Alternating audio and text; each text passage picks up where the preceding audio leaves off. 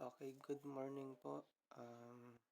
Sorry po kung na-record ko na lang yung report ko. Gusto ko lang po makatulong dun sa grupo ko na si Erica Kulkul na siya na lang lagi kasi yung nag-report ng aming report sa aming grupo. Yung iba naman po kasi is hindi maka-attend kasi busy sila. Yung iba may sakit, iba nagtatrabaho kaya wala silang time. So, ako po, i-record ko na lang po para may maitulong naman po ako kahit konti sa kanya. Then, hindi rin po kasi ako makagising ng maaga kasi past 10 na po ako nakakagising kaya hindi po ako nakakahabol sa Gmeet natin. So, ang topic po nung sa akin is constructivist approach. So, sa inyong palagay guys, ano ba ang constructivist approach? Meron bang tumatakbo dyan sa isip nyo kung meron bang idea kung ano ba itong ating topic ngayon? Kung meron kayong idea is pwede nyo isulat sa maliit na papel, then ipasa nyo sa akin kung tama nga ba yung inyong ideas. So, constructivist approach, okay? Constructivists view learning as an active process that results from self-constructed meanings. So, sabi pa dito, the constructive approach is anchored on the belief that every individual constructs and reconstructs meanings depending on past experiences. So, ang sabi dito, in short, okay, yung constructivism approach or yung constructivist approach daw ay naniniwala ng lahat ng tao or learners sa kanyang bumuo or kaya niyang bumuo ng sarili nilang meanings at nakadepende na rin kung nakadepende na rin silang gumawa ulit ng panibagong meanings. Depende sa mga nangyari or naranasan nila noon. So, uulitin ko, okay?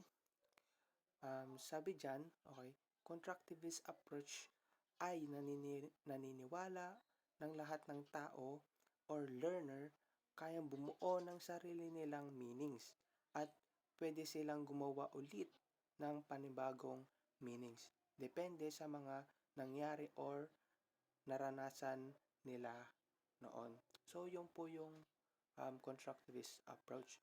Then, next is instructional characteristics. Okay. Number 1 is teaching is not considered as merely transmitting knowledge and information such as facts, concepts, and principles, but rather as providing students with relevant experiences from which they can construct their own meaning. Okay. Constructivism is anchored on the assumption that the absorption of or assimilation of knowledge. Number 3, the teacher the teacher's rules is to facilitate learning by providing opportunities for a stimulating dialogue so that meanings could evolve and be constructed.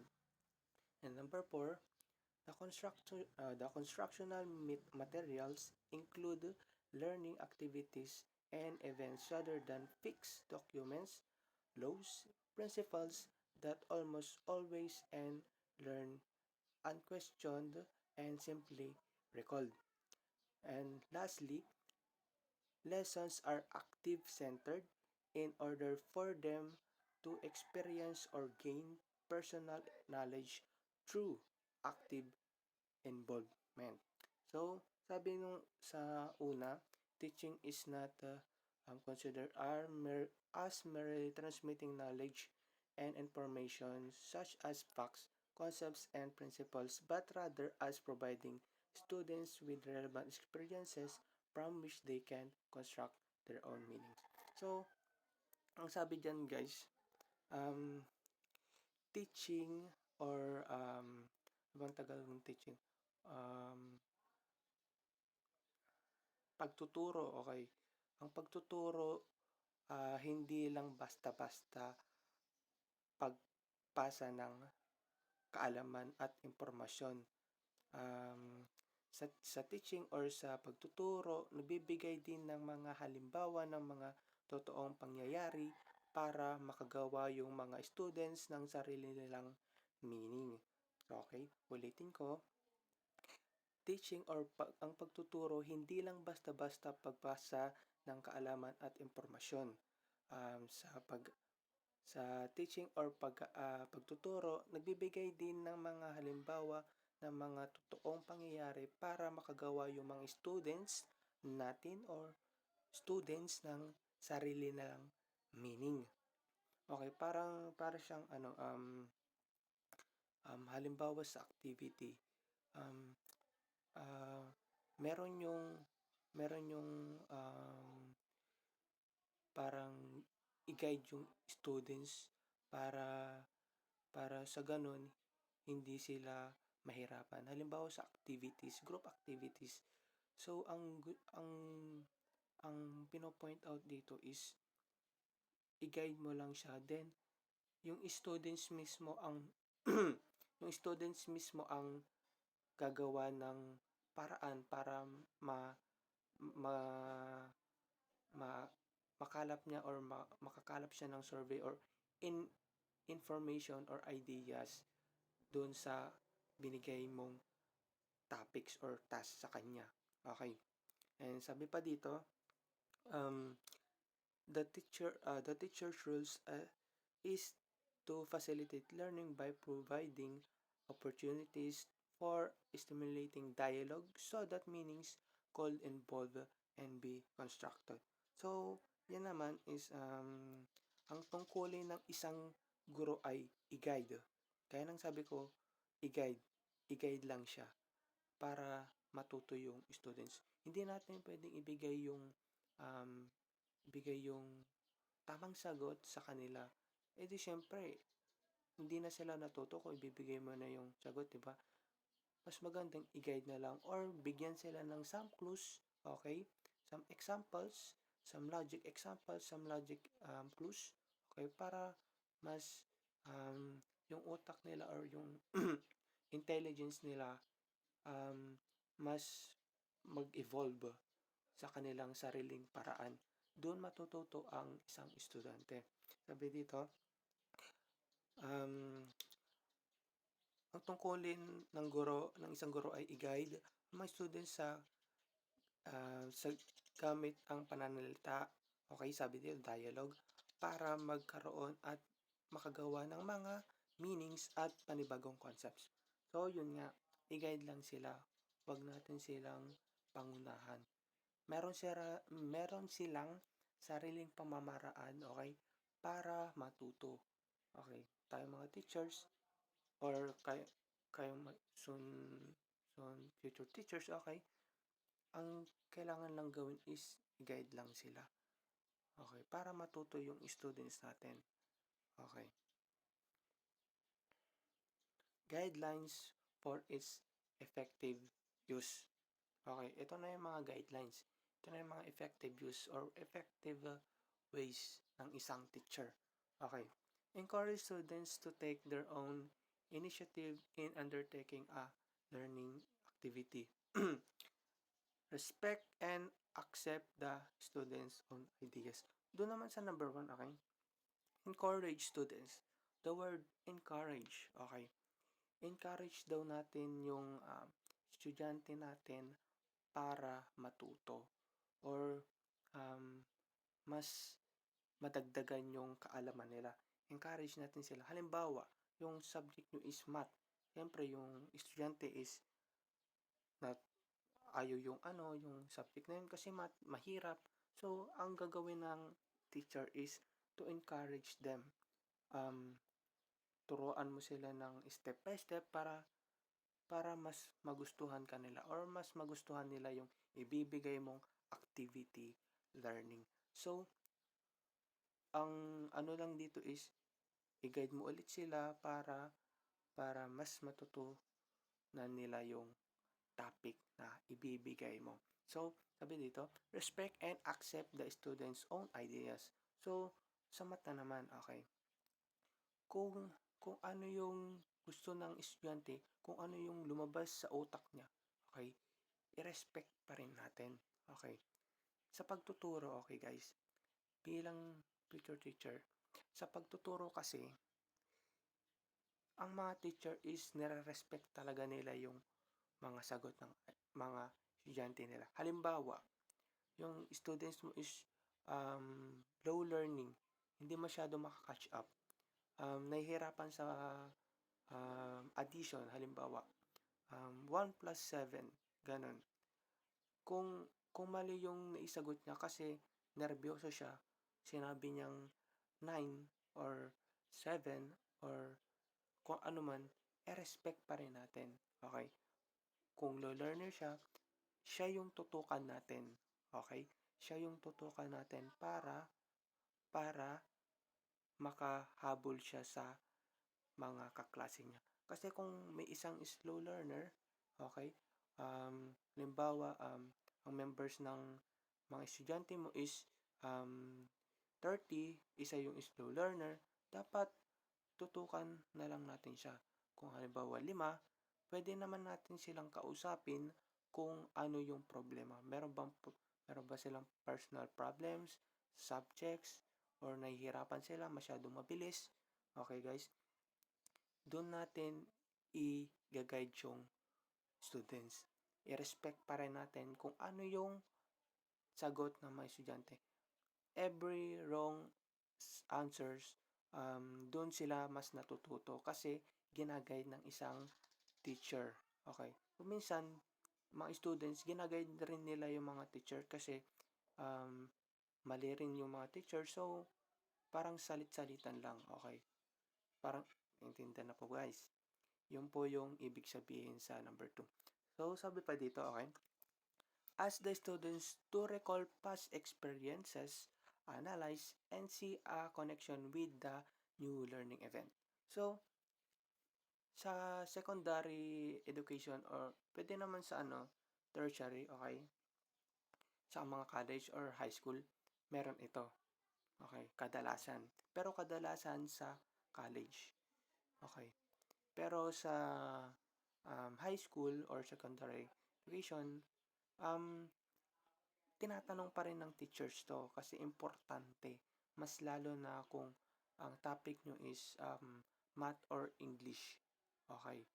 Tinatanong niya ng teachers. Bakit? Dito nalalaman kung may natutunan ba yung estudyante mo. Okay. Kung sino yung active. Kung sino yung nagre-review. Kung sino yung mas humahasa sa takdang aralin nyo. Kung sino yung nangunguna. Dito mo malalaman guys. Siyempre, kung siya yung yung talagang porsigido, siya yung matututukan mo, siya yung nakatuon yung attention mo, siyempre. Siya na yung palagi mong tatawagin. Kasi, palagi siyang active. Okay. Yung sabi pa dito, and see a connection with the new learning event. So, i-connect or may connection ba yung topic nyo ngayon? Okay. Importante ang recall na past experiences na topic guys. Okay. Importante po yan. Okay. Sunod po tayo. And okay, tapos na natin yung constructivist approach. Dito naman po tayo sa integrated approach. So, ano po yung integrated approach?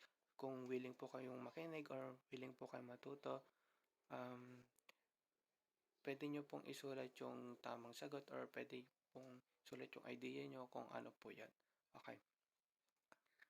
Integrated approach, like the metacognitive approach, this was already briefly described in the first part of this chapter. So, nireport na po ito ng kasama ko. Ewan ko pong nireport na niya. So, ang metacognitive approach, ang pagkakaalam ko is, ito yung idea or ito yung tumatakbo sa isip ng isang estudyante na gusto niyang gawin. Okay. Parang yung own ideas or own describe sa kanyang isip is gusto niyang gawin. Okay, yun po yung metacognitive. Okay, the integrated approach, okay, meron siyang tatlong ewan ko kung tatlong ways to, okay, basahin na lang natin.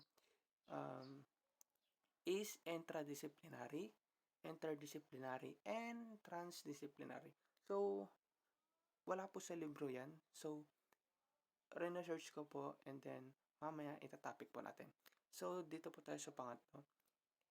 Ang integrated approach daw is there are no walls that clearly separate one subject from the rest. Okay.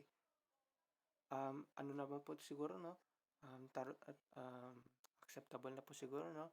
So, sabi niya, no walls that clearly separate one subject from the rest. Okay. Dako naman tayo doon sa interdisciplinary, interdisciplinary, and transdisciplinary. So, ano nga ba ang interdisciplinary? Bakit siya napunta sa integrated approach? Okay. Interdisciplinary approach, okay, is to observe when teachers integrated the subdisciplines with a subject area. So, ang intra is, di ba, mostly sa labas. Okay, sa labas, entra nga. So, paano siya pumasok sa isang classroom or sa subject area? Halimbawa, for example, sa isang classroom, sa classroom mo, okay, sabi niya dito, is to observe when teachers integrate the sub-disciplines. Okay, ito yung ino-observe mo yung kung ano yung nagiging attitude ng isang estudyante. For example, sabi dito, listening. Bakit pumasok ang listening dito? Okay. Kung natututo ba yung isang estudyante, kung ano yung nakikita mo, kung ano yung na-obserbahan mo sa isang bata when she or he listening to your topic. Okay. Yung sabi pa dito, reading. Bakit pumasok ang reading dito? Kung ano yung nakikita mo o na-obserbahan mo dun sa students while she or he reading the topic. Okay. Follow, writing, speaking, view a language arts. So, sabi dito, to observe. Inoobserbahan mo yung bata kung ano yung attitude nila while she or he listening, reading, writing, speaking, or view a language arts. Okay, klaro po tayo doon. The word observation. Okay? The word observation, guys. Inoobserbahan ng teacher kung ano yung nakikita nila. Entra nga sa panglabas. Kaya, yan yung mga examples nila. Okay? Klaro po. Okay. Dito naman tayo sa interdisciplinary approach. Sabi dito, teaching is done when I teach science concepts in teaching reading skills in language and when I teach concepts in Araling Palipunan, okay, in teaching reading and writing skill in Filipino. Okay. Pangalawa, this is what we call the, okay, content-based instructions or CBI. So, itong CBI iwala rin sa libro. So, I'll research for them. So, mamaya itatopic natin kung ano nga ba yung CBI or content-based instructions. Okay. Dito naman sa pangatlo, also teach research skills, critical thinking skills, and all other scientific skills such as hypothesizing, data gathering, data analysis, and interpretation, drawing conclusions. So, ang interdisciplinary approach is, yung entra naman is sa panlabas ng anyo. Ito naman sa panloob, enter nga may enter ba na sa panlabas, di ba? So, In short, ang enter is para siya sa attitude ng isang estudyante kung merong natututunan. Sabi dito kasi also teach research skills. Kung meron siyang natututo, okay? Critical thinking skills. Kung nakaka-catch up niya ba yung mga topics nyo. And other scientific skills such hypothesizing, okay? Gathering data, okay? Kung may nagagather ba siyang data, kung may natututunan ba siya dun sa may mga binibigay mong topics. Siyempre, dito papasok yung interdisciplinary. And then, data analysis and interpretation and drawing conclusions. Okay. Kung yung mga natutunan niya ba is na-i-apply niya ba sa totoong senaryo. Okay. So, dito naman tayo sa CBI or content-based instructions or instruction. So, ano nga ba ang CBI? Okay. What is content-based instruction? Okay. CBI or content-based instructions is to focus of a CBI lessons is on the topic or subject matter. Okay. The word content, guys. The word content. Okay. So, ano nga ba ang pumapasok sa inyong isipan? Content. Siyempre, topic. Um, yung pwede mong i-present. Okay. Parang siya sa YouTube, ba sa YouTube. Ano ba yung gusto mong i-content or gusto mong i-present or i-upload? Sa pag-aaral naman, okay? Ano ba yung gusto mong ituro? Klaro po. Content-based instruction is ano ba yung gusto mong ituro sa mga estudyante mo? Sabi kasi dito, topic or subject matter. Okay. During the lesson, students are focused on learning about something. This could be anything that interests them from a serious science subject to their favorite pop star or event, topical new story or film. So, yung mga estudyante is nakadepende kung saan sila hilig. Halimbawa, yung subject nyo is math, mas sila sa math, yun ang i-focus mo.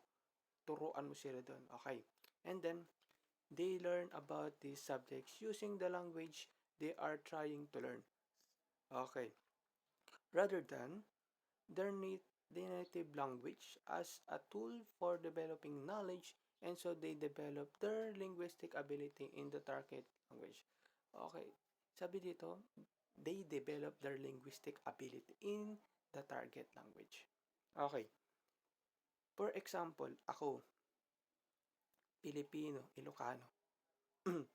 Pumunta ako ng ibang bansa, which is English sila. Hindi ko alam mag-English. So, ano yung gusto kong palabasin ngayon? So, ang gusto kong lang palabasin is, habang nandun ako sa abroad, sa ibang bansa, okay, mas nakukuha ko yung linguistic nila or yung lengguwahe nila being American o sabi natin sa Amerika, okay? 'Di ba ang sa Amerika is English, okay? So makukuha mo 'yun by yourself to gather the data, informations or ideas para matuto ng English. Hindi po ito, okay? Klaro ko lang, hindi po ito binabasa, okay? Ito po ay natututunan sa inyong sariling pamamaraan. Kung paano kayo collaborate, okay? Paano kayo makipagkaibigan para matuto ng isang English. Halimbawa, okay, para mas klaro. Dito sa Pangasinan, okay? Ilocano ako, Tagalog, okay? Walang duda, okay? Pumunta ako ng Pangasinan. Ano ang lengguwahe nila sa Pangasinan? Pangasinense.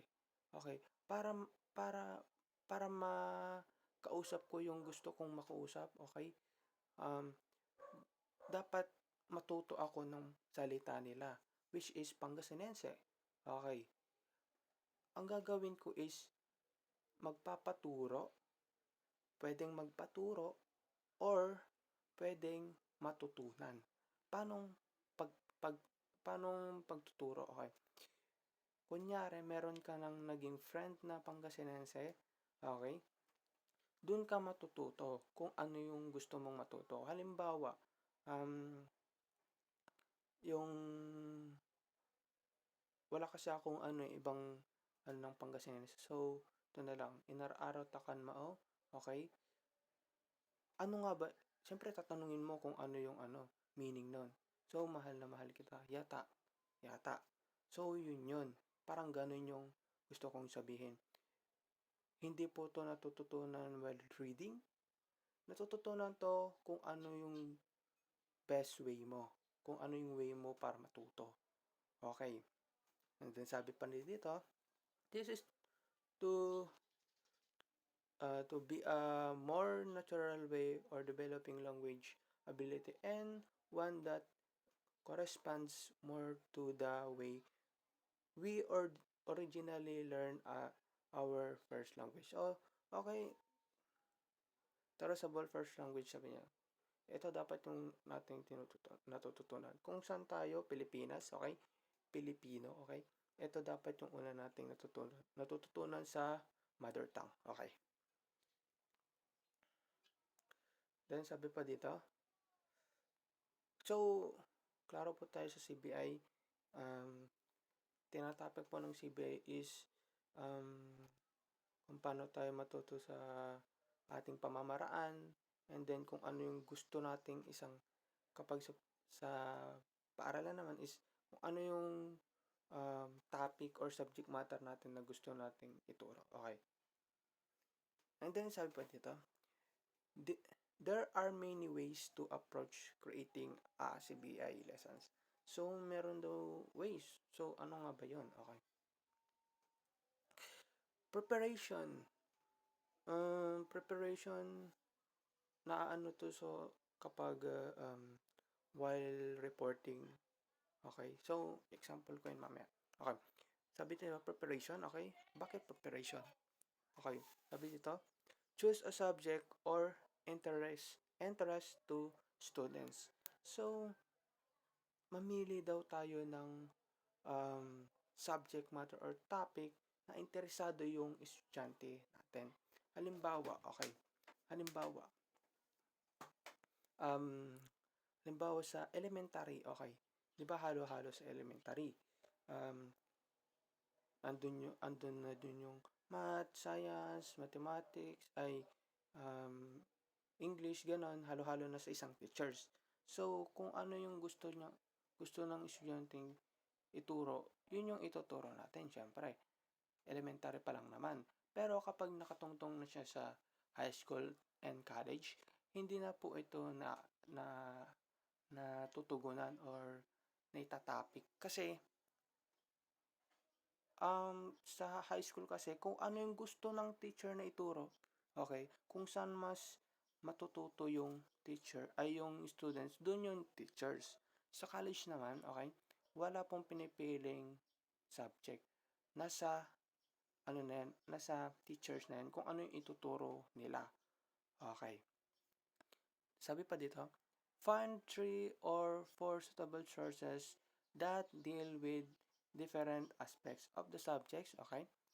This could be website, reference books, audio or video or lectures, or even real people. Okay, dito na po pumapasok yung Google Meet, okay? Facebook Room, okay? Or Room, okay? Live streaming, okay? While reporting or discussing, okay? Mag-prepare ka ng isang topic. Halimbawa, yung students is walang data. Anong gusto ay walang mahina yung data, mahina yung signal. Hindi siya makaano sa ano yung gusto, ano yung dapat mong gawin. So mag-record ka, okay? Record mo yung topics or magbigay ka ng link na nandun yung topic. Kung hindi naman kung hindi makapunta yung students mo sa sa school nyo para makakuha ng hard copy, okay? Ang best way is to record a discussion. Okay. Record mo yung discussion nyo and then isend mo siya send mo sa Gmail niya or sa Facebook niya. Kung mahina talaga yung signal, okay? Pwede naman sigurong puntahan yung students para bigyan ng hard copy or soft copy. Kung meron naman siyang meron naman siyang friends malapit sa kanya, pwede naman niyang puntahan para makahingi ng soft copy. Yun yung mga best ways. Okay. In preparation, okay, sabi ko nga kanina, reports. Bakit ko na banggit ang reports? Kung binigyan ka ng teachers ng reports, ano bang gagawin mo? Ano ba yung papasok sa iyong isipan? Di ba, ang una is to preparation. Magpre-prepare ka. Siyempre, hindi naman natin alam yung mangyayari. So, magpre-prepare na lang tayo ng mas maaga. Okay? Yun yung unang-una nating ginagawa while kapag tayo'y magre-report. Okay. And then, ano nga ba yung pangalawa? During the lesson. Okay. During the lesson, okay, divide the class into small groups and assign each group a small research task and a source of information to use to help them fulfill the task. Okay, bakit nasali itong during the lesson? So, nasali to kasi sabi dito, um, mag-divide i-divide mo sila, halimbawa, 32 sila, so, i-divide mo sila into two groups, I mean. And then, sabi dito, mag-assign ka each groups or sa mga leader ng isang task. And then, ang gagawin mo lang is to guide them the task. I-guide mo lang sila, okay? I-guide mo lang yung gusto nilang sabihin, huwag mong ibibigay yung tamang sagot. Okay? For example, sa data gathering, okay? Kapag group activity, ano nga ba yung mas magandang gawin? 'Di ba? I-guide natin sila. Bibigay yung clues. Okay? Some clues. Hindi yung tamang sagot. Kasi hindi matututo yung students natin while kapag binibigay natin yung tamang sagot, kapag nahihirapan sila. Habang nahihirapan sila, mas nag-gather sila ng data or data analysis or ideas, information, surveys, kung ano man yan, is doon mas natututo yung students natin. Doon na nagkakaalam, doon mas nag-evolve, doon mas natututo, okay? Yun yung ibigay natin sa kanila. I-guide lang natin sila. Being a leader. Tayo mga guro is leader lang sa kanila. I-guide lang natin sila. Okay. And sabi pa dito, then once they have done the research, they form new groups with students that use other information sources and share and compare their own information. So dito naman guys, okay. For example, okay, meron akong group activities sa TTL, okay? Meron akong group activities doon, which is ang group leader is Erica and Senopera. Okay. Ang kagrupo ko is si Erica. And then, dun sa next subject ko is PSTM, okay? Meron na namang group activities, which is dinivide na naman by 2. So, by 2 groups. So, iba na yung group leader, which is Danwi and Landry Abrugar. So, doon pa lang, guys, kapag kung ano yung topic nyo doon sa TTL nung unang subjects nyo, pwede mo i-share or i-compare yung ideas mo or naging survey mo dun sa second subject nyo, which is sub-STM. Pwede mong sabihin kay Danway kung siya yung group leader mo, pwede mo siyang kausapin kung ano yung suggestion nyo. Kasi meron kang nakalap na ideas dun sa unang activity nyo, dun sa ideas nyo, dun sa may TTL, what you mean. Kasi kapag nag-gather ng data si Erica, matututo ka talaga. Marami kang information na matututunan sa kanya. Kaya yung natutunan mo or na na ano to, na nakalap mo sa kanya, which pwede mong ibigay yung information na yun kay Danway kung same rin lang naman ng group task. Okay, kung pareho rin lang yung topic nyo or may similar ba. Okay, pwede po yun. Share and compare the information. Sabi nga dito, compare.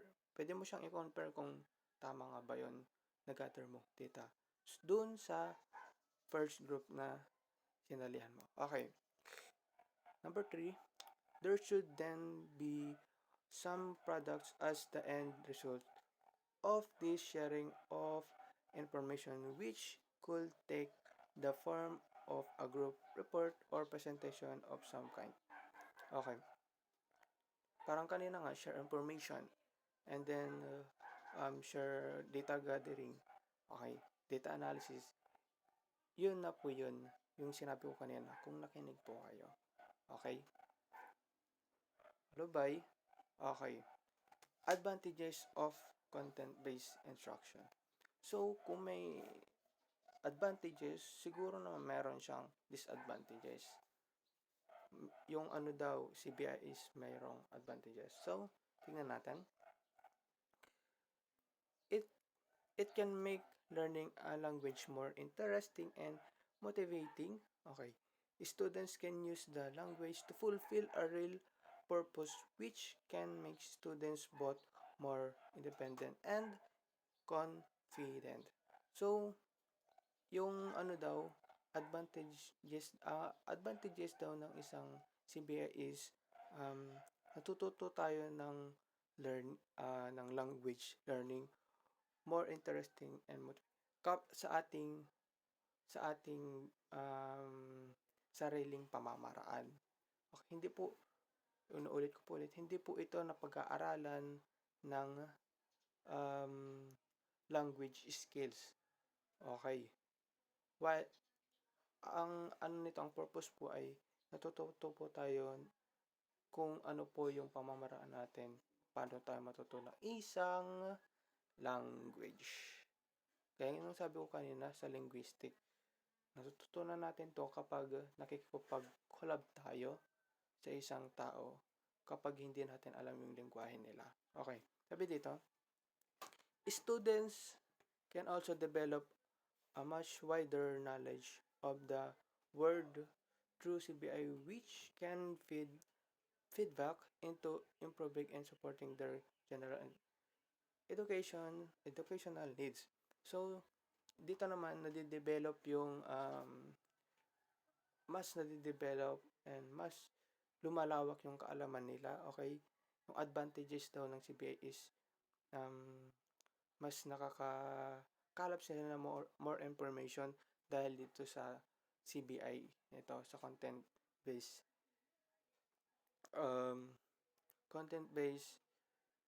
instructions. Okay. And sabi pa dito, CBI is very popular among EAP, which is English for Academic Purposes, teachers, as it helps students to develop valuable study skills such as note-taking, summarizing, and extracting key information from test. Okay, dito naman, kapag wala tayong, halimbawa, kapag wala tayong devices, cellphones, laptops, ganon, ano yung ginagawa natin? Siyempre, Okay, syempre, ang unang-una is note-taking. Bakit note-taking, guys? Kapag wala tayo talaga, wala tayong devices, kapag nasa college tayo, wala tayong choices, syempre magno-note-taking tayo, guys. Dito, then, pag isusulat natin yung mga sinasabi ng teachers para meron tayong reviewer. And then sabi pa dito, summarizing. Bakit napasok ang summarizing? Di ba kapag nag-note-taking ka, isa-summarize mo yun para sa paparating na quizzes nyo or examining nyo. Summarize mo para mas lalo mo maintindihan yung naging topic nyo. Okay, and then sabi dito, and extracting key informations. Bakit extracting key? Okay. Sa college kasi, ang extracting key is, ito yung acronym. Mas mapapadali dito yung pagre-review mo. Okay? Halimbawa, ang haba-haba ng sentence, pwede kang maglagay ng isang key, okay, para mas lalo mong maalala. Okay. Sorry. And then, sabi pa dito, taking information from different sources, evaluating and restructuring that information can help students to develop very valuable thinking skills that can then be transferred to other subjects. Okay. The inclusion of group work element within the framework given above can also help students to develop their collaborative skills which can have great social value. So, dapat matutunan rin ng isang estudyante ang collaboration, collaborative, pakikitungo, ano pa ba? Hindi mahiyahin. Dapat matanggal niya yun para mas matuto or um, matuto siya makipagkaibigan, makitao. Ganon. Okay. Kung meron naman advantages, okay, punta naman tayo sa disadvantages or potential problems. Ano ba ang potential problems ng isang CBI? Okay, tignan natin. Okay. Potential problems ng CBI is because CBI isn't explicitly focused on language learning. Some students may feel confused or may even feel that they aren't improving their language skills. So, sabi ko nga kanina, hindi po siya natututunan, okay? Ang CBI po is nag-i-improve. Ini-improve po natin yung language skills kapag nakakahalubilo tayo ng tao. Kaya nang sabi ko kanina, pag nasa ibang bansa ka, ibang lugar ka, matututunan natin yung language nila hindi sa pagbabasa, which is hindi po ito natututunan kapag pinabasa. Tututunan po natin ito kapag meron tayong nakikilalang tao. Okay. And sabi pa dito, number 2, okay, particularly in monolingual classes, the overuse of the student's native language during parts of the lesson can be a problem because the lesson isn't explicitly focused on language practice. Students find it much easier and quicker to use their mother tongue. Okay. Mas ang ginagamit na lang natin is yung ano yung natutunan natin nung tinuturoan pa lang tayo or habang lumalaki is which is Filipino or Tagalog. Kung hindi pa nila maintindihan, doon na tayo natututo or dapat matuto ng kanilang lingwahe. Okay.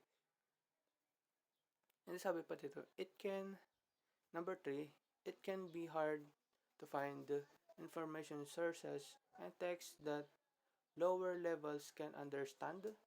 Okay.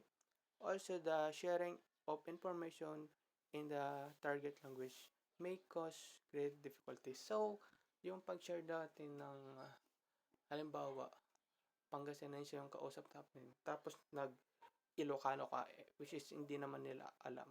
So, merong difficulties or problems doon, syempre. Hindi kayo magkaintindihan, anong gagawin?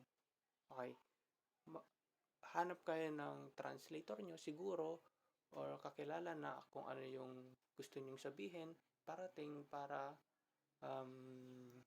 mas lalo nyo maintindihan yung isa't isa, kung saan kayo mas komportable or kung saan yung best way nyo para makakalap ng information, syempre. While kapag traveler ka, syempre, dapat alam mo yung mga lengguaheng pupuntahan mo. Okay. Kahit English man lang, sakali. Okay. Some students may copy a direct link from the source text they used to get their own information. Avoid this by designing tasks and demand students evaluate the information in some way. Excuse me. Okay. Yun nga, yung problems ito is hindi po uh, hindi po siya demand. Okay. Mas magandang tayo na lang yung makakalap ng information. Hindi po siya tinuturo, okay guys? Hindi po siya tinuturo, which is yun yung potential problem niya. Hindi pwedeng ituro, kaya mas maganda is natututunan na lang natin sa sarili nating pamamaraan. Okay. Okay, number 3, transdisciplinary. Tapos natin yung intra and interdisciplinary. Ito naman tayo sa transdisciplinary approach. Okay. Transdisciplinary approach to integration, teachers organize curriculum around students' questions and concerns. Number 2, students develop life skills as they apply in interdisciplinary and disciplinary skills in a real life. So, sabi dito, real life guys, real life. So, ang gusto niyang sabihin dyan guys is kung na-apply mo ba yung interdisciplinary and disciplinary skills in a real life. Halimbawa, natuto ka nga, magaling ka nga sa school, itong interdisciplinary and disciplinary skills. Pero kapag dating naman sa totoong buhay or sa bahay nyo or sa pang-araw-araw na pamumuhay mo is hindi mo naman siya may apply. Na-apply mo lang siya sa harap ng teachers mo para mataas yung grado mo. Guys, hindi yun tama. Dapat equals lang. Kapag na-apply mo sa school, dapat may apply mo rin sa real life. May apply mo rin sa pansarili mo, sa bahay mo. Okay? Klaro po tayo dun. And then, okay. Problem-based learning or PBL. Okay. This is a concrete example of transdisciplinary teaching. Okay. May apply natin sa real life. Okay. This is also known as project-based learning or place-based learning. In project-based learning, students tackle a local problem. Okay. Dito sa ating bansa, yung local problem. Okay. According to Sylvia Chard in 1998, planning project-based curriculum involves 3 steps. So, meron siyang 3 steps na na-involve sa planning project-based curriculum. So, ano nga yun? Number 1, teachers and students selected a topic of students based on student interest, curriculum standards, and local resources. So, yung students or teachers daw is namimili ng isang topic para yung estudyante, okay, yung estudyante natin is willing silang matuto sa topic na yan. Pinipili nila yung willing na interested yung yung isang estudyante, okay, yung curriculum standards, kung saan lang sila base, okay. And sabi pa na number 2, the teachers finds out what the students already know and helps them generate questions to explore. So, ang teacher is um, tinuturuan ay um, tinutulungan nila, okay, para